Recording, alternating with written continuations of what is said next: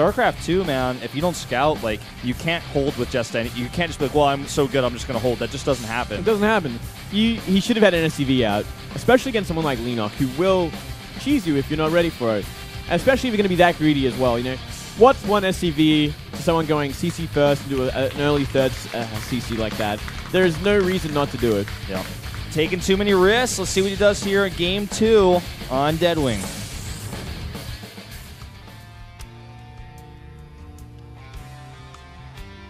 In the top right, already up 1 game, it is Leenock. Just great preparation already showing in that first game against this guy. Spawns cross spawn to the top, or excuse me, bottom left in red. It's Flash. It'd be quite the advantage for Flash if it was top left, to say that much. Well, that map used to be like that. I can't believe it, but once upon a time. Once upon a time, that was actually a thing. There were a few funny maps actually in recent times that got changed or just straight up removed. Do you remember Daedalus Point? It was just like, well, I guess you lose. I guess you lose.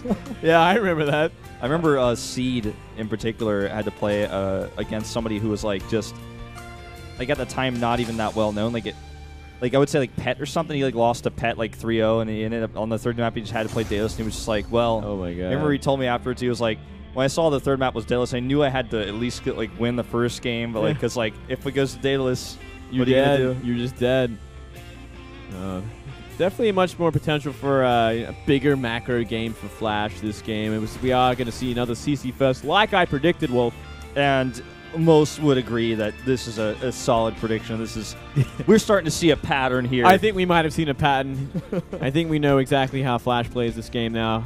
It's he is a robot, and let's see if Leenock's going to stay strong to his cheese and go for it again. We'll see when that gas timing comes down for him to start things off. If it's going to be a gas before pull, we could see the same damn strategy. You know what's so funny about this map, man? And I know I've actually talked at length about this on air with Artosis, but like those little circles on the expansions, like they just simply don't line up with the placement of the buildings. Doesn't that drive you crazy? I'm like, come on, if you make the map right, you got to put the circle in the right place. I've never thought about it. I've never thought about it until now, but you are right. That is disgusting. It kind of weirds me out. Yeah, it should be down and to the right, like 1 block. Damn it. Well, ooh, gasless from Leenock this time, actually. Yeah. Did he scatter or what? I think No. maybe he saw the SCV and he's like, oh, okay. Maybe you're going CC first again, but that's the same timing as last game. So I'm going to be very greedy. Go for double creep queens. Get a nice creep on the map. Go for 4 base. Play a nice Mutiling Bane sort of style. Which is, you know, it's brave against someone like Flash. But, you know, if anyone can do it, it's Leenock. He can definitely play that macro game as well. Yeah, he certainly can. I actually just love Leenock's macro games. His Mutalisk control is phenomenal. Yeah, and the fact that he adds in Baneling landmines when no one else does, you know, it's something that it really is actually surprising when you think about it. No one else really does it. Yeah, it's such a powerful thing. Not even Life uses it. You know, he just doesn't involve it in his gameplay, but he could if he wanted to. Leenock is just the type of player who kind of likes to play his own style, likes to take chances, and we've seen him even like, for example, like just experiment a lot with like mass Baneling play, and he was actually one of the players who experimented a lot with like 2-base Spire back in the day. Now it can kind of be, I wouldn't say it's a standard build, but it's a build you can throw into your best of 7 and your best of 5 every now and then as well. Yeah, you can go heavy mutas for sure. This little Flash SCV is going to stick around to scout this time. Finally, you know. I'm sure his coach came in and was like, yo, dude, you gotta leave an SCV out there or you're just going to die to a Baneling Ling in again. He's not using it just yet. He probably forgot about it. Maybe it's something he's adding this game, but he's used to actually doing in his build. Moving it now. Okay.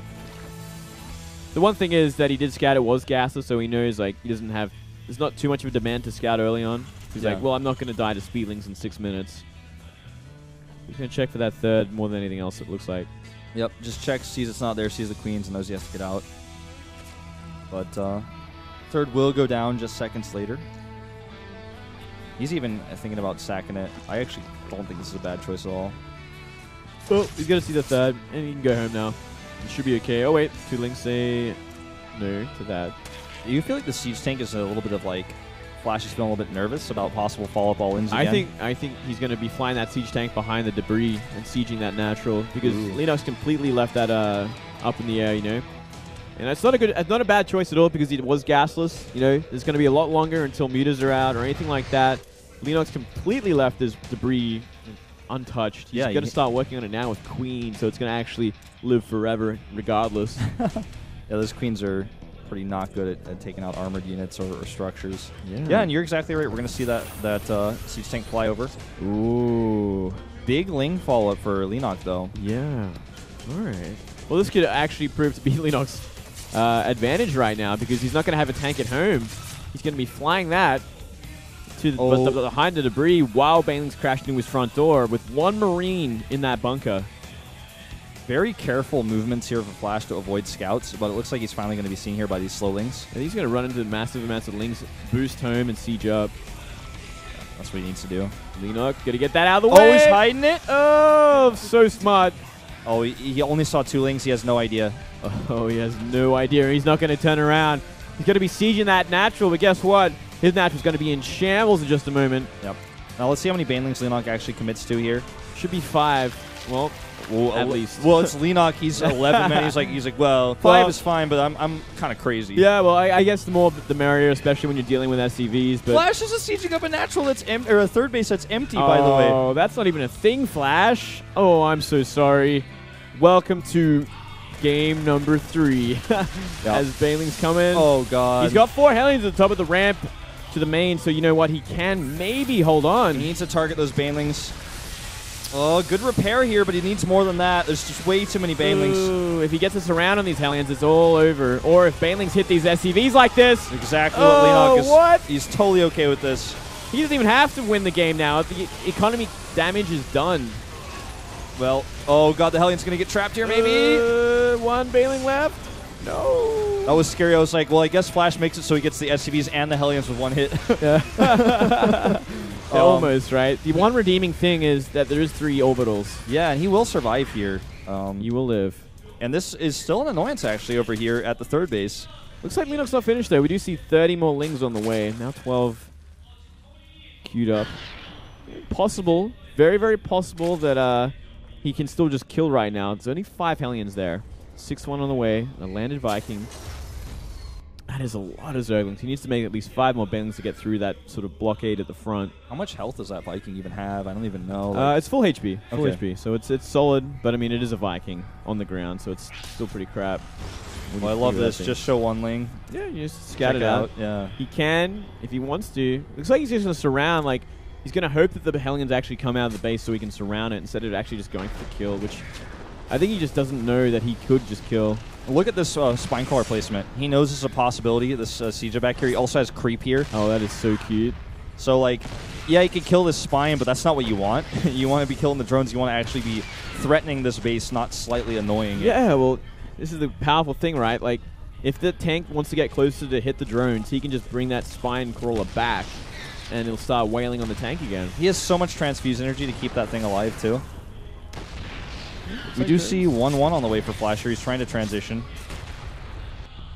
Trying to. You know, the economy for Flash isn't actually that bad anymore. With 3 mules like this, he's essentially caught up. Ooh, these Hellions actually could catch Leenock way off guard. He starts to move his queens down now, but... Well, he could just counterattack hard as well. There's nothing in Flash's base except for 4 Marines that aren't even in a bunker. Oh, a bit of a misrally here on the Overlords. That happens a lot when you do a big push like this. Yeah, 1 Viking going to get the job done. And this thing's doing actually quite considerably damage now. That the tank's stopping like half the drones from mining. Overlord split here, trying to minimize the damage. Well, it's coming up behind too, you know. This could be pretty interesting. Yeah, he needs to react immediately. Ooh, this could be bad. I don't think he's going to get us around here. Although, that is a lot of Lings. That's a lot of Lings. Flash going into a pretty dangerous place. Oh, that's so much damage. I don't think he's actually going to get the Hellion kills he wants. Yeah, look at that. And now he's actually back against a wall where he's safe. He's behind in supply already. And Flash recovering, man. Yeah, big recovery. 6 meters on the way. A lot of Lings on the way as well. He's going to have to clean up this tank, but it looks like the Medivac got sniped, probably by the Queen, so the Natural is now fully operational. Coming in for a scout with that Overlord speed now. Gonna see, okay, yeah, you do have the third base. It's just now being mined from. And that bottom Overlord for Leenock as well. Also, Scout said it is going to be Bio behind this, not Mech. One kind of very scary thing on this map is that Mech is insanely strong. Very easy to get 4 bases as well. And Flash would not be, you know, he could very well go for Mech if he wanted to. Yeah, he's no stranger to meching on this map. We've seen him do it a lot. He likes it on Sejong as well. He might have actually been planning on doing that last game, but we don't know because he died. But yeah. Yeah, he's up to 62 Harvesters. Leenock's going to have to continue to do damage with these Mutalisks. Leenock needs to get a 4th base ASAP more than anything else. Like, he needs to kind of get that economic lead again so he can fight Bio with this Mutaling Bane style. He's going to try and get something done with these Mutas. Still got to be careful. Ooh. Really an Overseer. Just an Overseer going down there, but Leenock loves his mass Mutalisk play. 5 more on the way. It's not mass just yet, but he's starting to build up quite a ball. +1 is also getting pretty far along for that. Flash immediately starts his 2-2, so he is going to have that upgrade lead continued here once that finishes. Well, this is going to be the next challenge for Leenock. Looks like he's going to try and jump on top of it. Leading the way with Link Bane. Oh, but that Widowmine hit stops all the Banes in its track. Yeah, I think he just maybe didn't see it. I don't think this is really enough for Flash to be doing this, but he's going to try nonetheless. If Leenock fully committed, he would just crush this. Yeah, especially because he's right next to Creep, so... Oh, triggers that one Widowmine. There's nothing left to stop these Ling Bane crashing in. Here they come. And he's got Mutalisks, too, to stop the Medevac lift up. And this is just going to get totally cleaned up. Wiped out. Very easily done from Leenock. See, Flash thought there was a 4th, so he thought he could actually commit to this and Leenock wouldn't have enough. But yeah, well, that's it, right? He's like, wait, you're on 3 base? You're actually just trying to kill me. That's Leenock for you, man. Flash do some more studying, you might have figured out that Leenock just loves to do this. Leenock's just crazy, man. That's pretty much the name of it. He is always like the new Jelizer. I mean, people say that about him a lot, but going to feel the spirit in him. Well, there's no way he's going to be killing Flash by the looks of things. Look how many bunkers are up. 5 are on the way. 3 Widowmines, 4 Widowmines amongst this much Bio. It's a reinforced wall as well, like 2 walls of supply depots next to that bunker. Oh, this could be very ugly. Oh my god, there's Widowmines. Oh my god, that's like... That's... Whoa. I mean, that's what happens when you look at a base like this and you think twice. Like, oh, and look at that. Flash done some research on the Baneling landmines. He saw it, man. We need to see a 4th base from Leenock. He needs to play this later. He should not be trying to kill at this point. He should be trying to recover. Well, he's in a really, really bad spot now. I mean, that Widowmine got like thousands of resources worth of damage on those Banelings. Oh, yeah. Eliminated that, which means that now he has to make more Banelings to stay alive, which means he can't make as many Mutalisks. He's down a whole set of upgrades in just a second here. He hasn't even started 2-2. He's in a horrible place. There's the 4th, but... I feel like he could have definitely...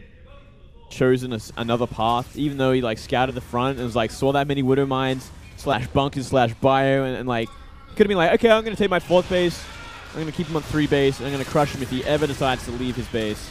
Instead, he tried to go for it and he lost everything, man. Now Flash gets an easy 4th, kind of gets to stabilize, though he isn't really pushing the issue at all. He's not dropping as much as maybe he could have, or trying to recede that creep. Though the creep spread's sort of stopped at this point already. I would say like Flash just moving up and scanning creep and pressuring that 4th base. I think he could even start doing that already with the upgrade lead he has. Yeah, he could have. I think he can for sure. Perhaps he doesn't realize that Leenock just simply does not have these upgrades and will not have it for a while. Yeah, Flash kind of not really taking advantage of his advantage, I guess. Well said. He's not really. He's not capitalizing. He's not pushing the issue. He should be. He should be actually dealing with this creep, at the very least. Do you feel like Flash's Widowmine Burrow upgrade is a little bit late? We had the Observer highlight that twice now. I'm not... The drilling claws? Yeah.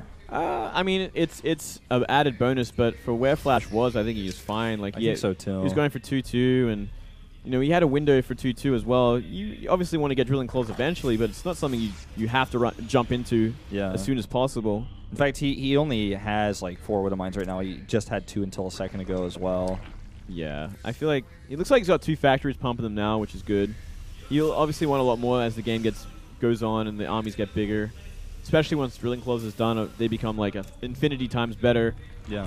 And it's kind of getting past the point where just Marines and Thors and whatnot and Hellbats are going to do the trick. Well, this is a really scary moment for Leenock. At least he has the benefit that Flash is just like literally sitting there doing nothing. So this will give him some time to catch up. He's getting an Infestation Pit. He's getting his 2-2 finished. He's adding more Mutalisk. He's able to do all these things and do these expensive things because Flash is not constantly pressuring him. Like, he's occasionally doing these 4 Widowmine drops, which Leenock has spines and spores at every base, so he should be fine at defending. Yeah, he can definitely buy time with all this static defense. But I definitely feel like Leenock could have been taking a much more advantage of this passive turn. Like, he could have actually just made his Infestation Pit as he was making his 4th base go to Ultras straight, and he would just be absolutely fine. And now we're seeing a bit of a weird fight on the right there. Maybe Leenock looking for a 5th base. Not going to be finding anything there except a bunch of Marine kills. Yeah. And there's that Spore Spine I was talking about. With 4 Widowmines, though, you are going to have to pull.